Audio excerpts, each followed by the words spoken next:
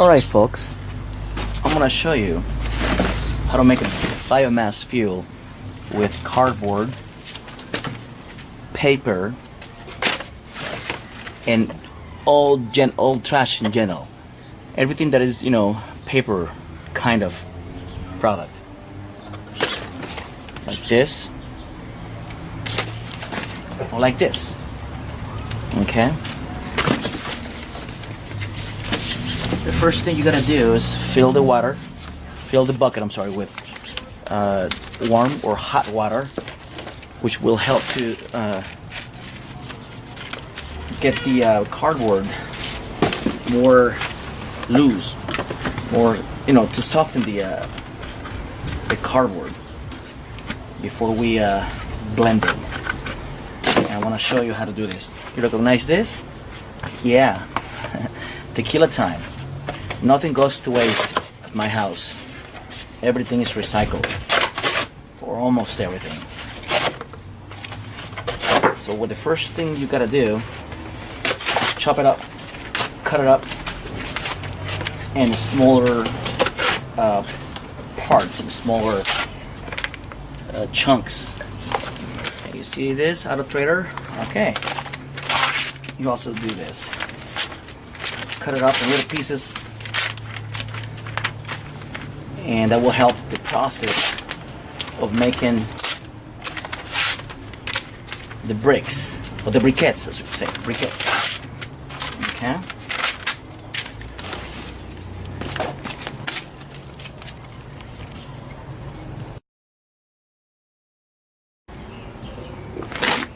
Okay, moving on. What do you do after you read the Baja Times? You turn it into biomass. Okay.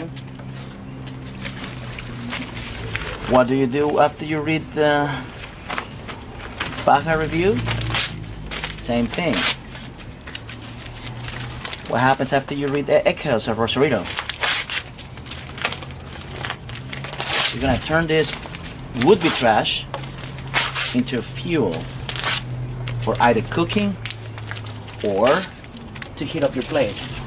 After you finish cooking, what is this? That's right. This is a egg carton, which will now, instead of being in the trash, will end up being used as fuel. Okay. Let's see. I have some granola bars box, cardboard.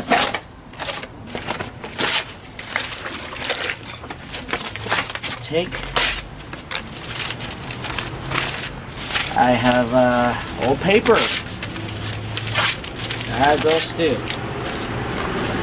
More old paper. That goes too. And spark plugs for my truck. That goes too. Oh, what do we have here? An old Christmas present bag, which got ripped, and guess what? Now it's gonna be biofuel. Okay, moving on. You finished cooking? Yes? Did you? Okay, well, now that turns also, it's gonna turn, into biomass, biofuel. Alright. Cut it up in pieces. Let the water soften. You finish drinking your grape juice? That goes in there. How about apple juice? Did you finish it? That goes in there too. Okay. Or if you went to Little Caesars, cardboard also goes there. Now this is what I call the messy work, because we're gonna take a normal drill. We're gonna put this little rod that is designed to blend and smash the cardboard and the paper. So here's how we do it.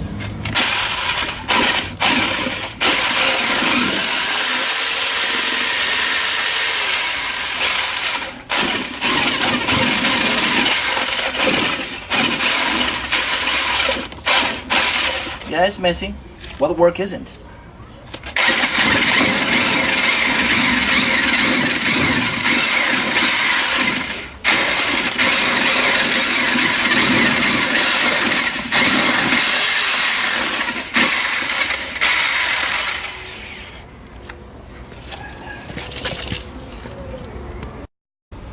Okay. After you're done blending and doing all the messy work, you're gonna be left with something like this. A pulp. That's what it's called, a pulp. As you see, it's mess. I mean, it's a move.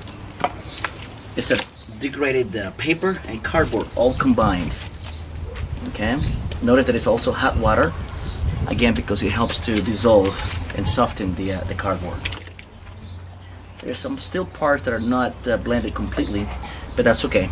Sometimes bigger chunks help the briquettes to burn longer. Okay. Next, we're gonna make a briquette.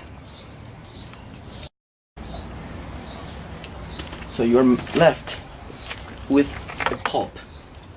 Pulp, all the cardboard and all of the paper that we had put in there, all mashed up, blended. See? And that's what we call the pulp.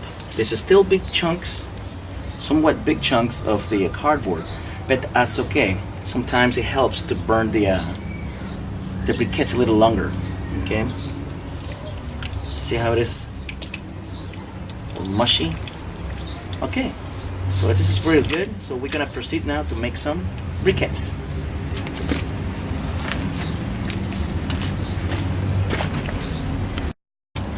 Okay, there is two ways to make a briquette, or two machines.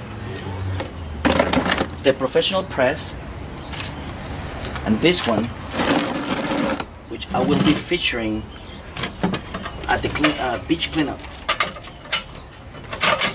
As you can see, there's three parts. This is the body, this is the actual bottom part, and this is the press. So you take the pulp, alright, you fill up as much as you can, okay, as much as you can, because this is going to be pressed obviously. So as we press it, the water will be released and it will turn into the briquette that we want to achieve. Okay, so you go and start filling up as much as you can.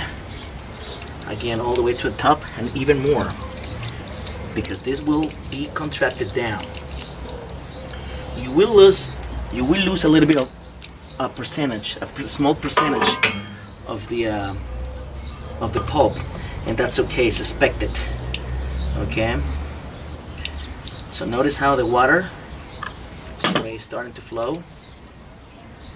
Okay. You can even tilt it for more water. Release.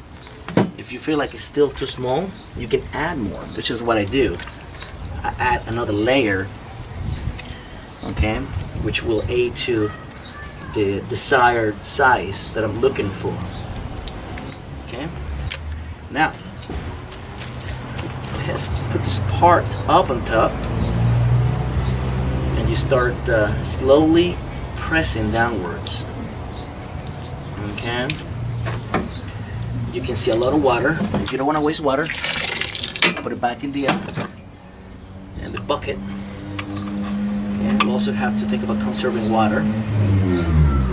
And so you pretty much manually start to press down. Okay, water goes back into the bucket. We want to conserve water and save water. Okay, I'm not advocating for water waste. I'm just doing it on this surface for demonstration purposes. I usually do it elsewhere, but again, for this demonstration, I'm doing it here. So you press. Every time you press, more water is released, and you press down, and more water is released.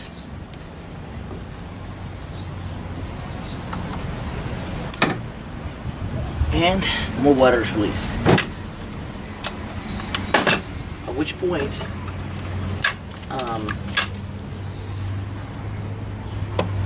you're gonna leave it pressed for a little bit. I don't know, 5-10 minutes perhaps. Oh, my bad, 2 minutes. Okay. More water until you feel that there's no more water that can squeeze out of there. So you remove this, and you remove the bottom part.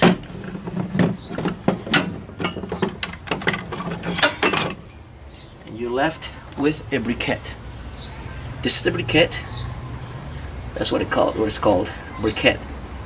And it's made, as you can see, with parts of cardboard paper and everything else that would have been trash at one point or another. Okay, all this now has become a useful thing for cooking. You can use it instead of charcoal, or you can use it for heating up your house if you live in a cold environment and you don't want to buy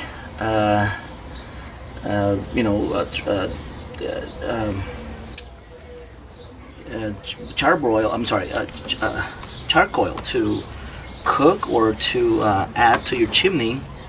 All you gotta do is do this. Okay, all you gotta do is make one of this out of your own trash. I'm sure you get newspapers and so on and so forth. So this is what you're left with. Now you can heat up your house pretty much for free, year round.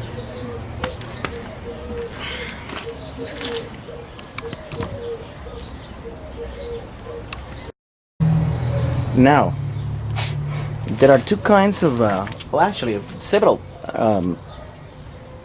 machines made for this kind of endeavor, and we have from the the ones that I showed you, the little ones, handheld, and then upgrading to the semi-professional ones, which is this one right here. This one, as you can see, it's a freestanding one. I actually imported that one from England. It seems like the technology out there is a little more advanced because they they spend a lot of money on heating because it's too cold. As you know, England is way too cold.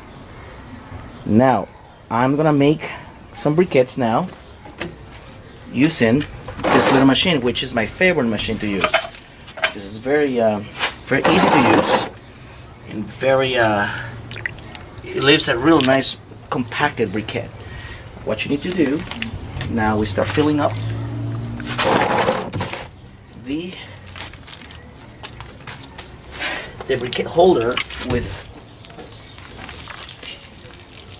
trash, or I should say with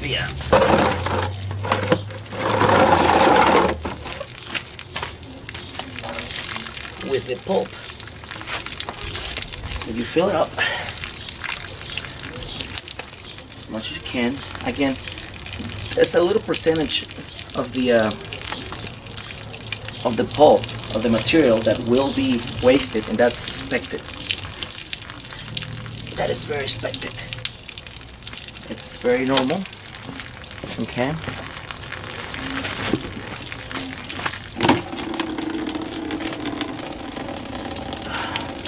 This machine, believe it or not, is not that expensive. It's about $300. But to me, it's well worth the investment because it's a one-time investment for a lifetime guarantee of never ever have to use charcoal to cook food should you cook outside a barbecue, or if you want to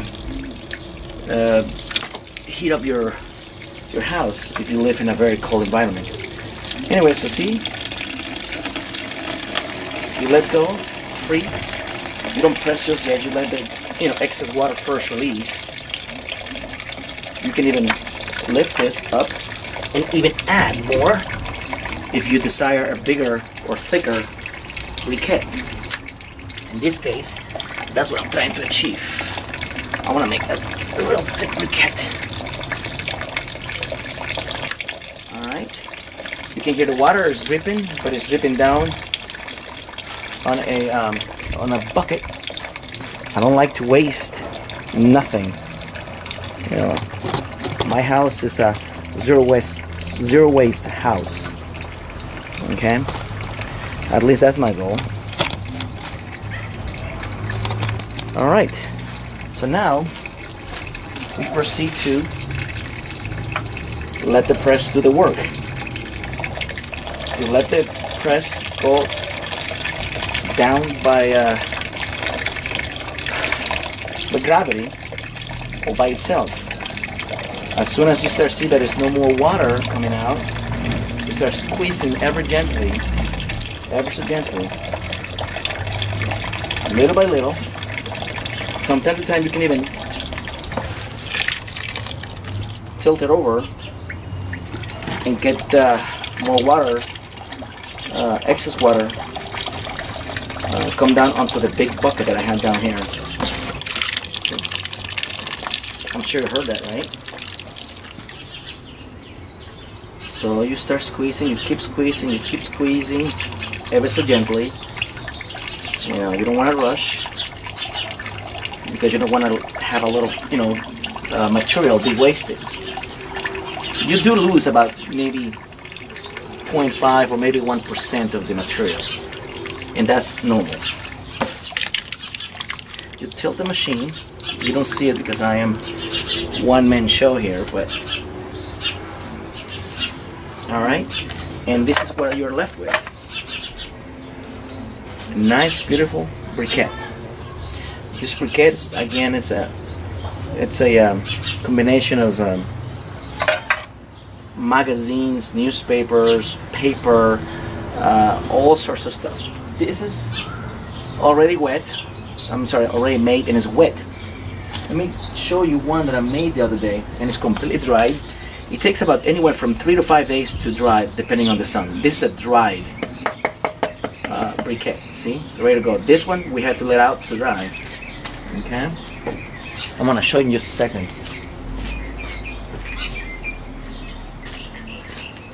And so we'll repeat the same routine. All right. You start filling the enclosure with the pulp. All the paper, all the cardboard, all the magazines, newspapers, prescription, boxes, bags, anything that you may have had laying around the house, and anything that you could have discarded. Well, you're no longer going to discard it. You're going to use it, or reuse it, I should say, to heat up your house or to cook. For some of us who contemplate living off the grid, this is a great advantage, because not only are you making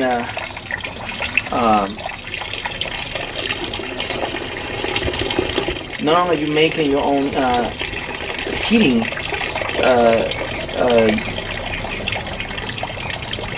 fuel from waste, and it costs you nothing, but you're also helping the environment.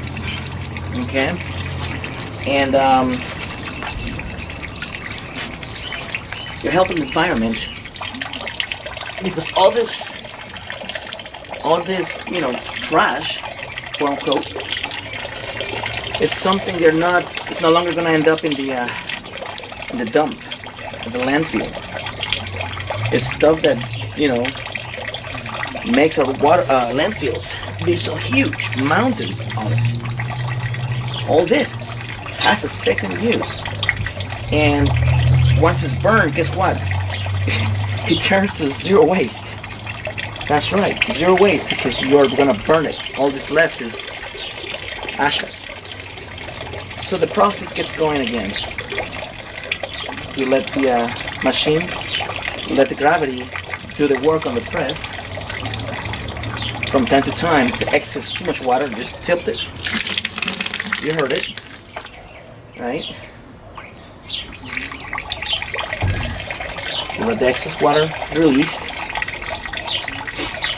And what I love about this machine is that you can take it anywhere with you. You know,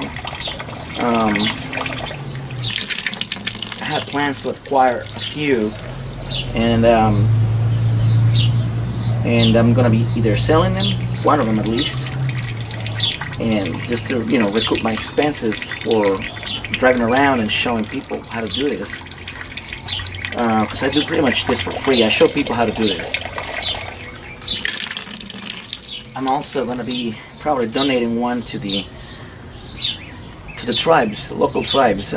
We have the Indians, Kurumai, here in Baja, and those guys live way out there in Boomtown. And the problem with living, off the grid also is you consume natural resources a lot, and pretty much you're left with empty spaces. But anyway, that's another talk for another time. This is the briquette already compacted. It's really strong, and you just let it out to dry. And I'll show you in just a second how I let it out to dry.